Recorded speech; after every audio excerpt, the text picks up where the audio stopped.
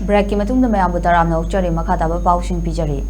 Torbung gi IDP singi thadorokpa fund ge lupa lesing kun KCP gi ming season aduna namdana laukre haiba akakna ba pau ama lupna phangbadagi Torbung gi IDP ireichasing amadi leipak meeyamgi maphamda sengdokpam thoi khanduna senpham adu laukhiba mioi sing adu KCP amadi masigi lanmi sanglup meeyamgi fingang lanmi gi luploi amatta natte haina lupna sengdorakle aina thingkraba lalholup kanglaipa Communist Party gi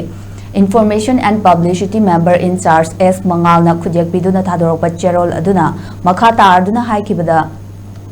Haukiba Me Ohum English Niga Kulum Doidagi Maru Aina Chingya Tamya Daleba Kunza Ayamba Lan Ngaiduna Ngasi Fauba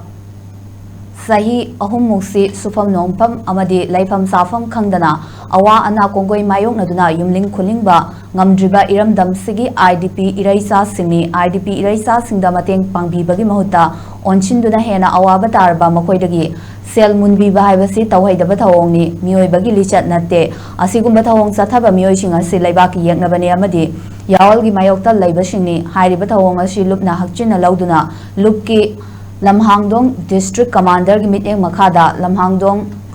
gi akhanaba local unit na thijin badagi senfam adu lauki bada chenaba mioi sing amasung makoina sizinaba phone number sing mathang shitna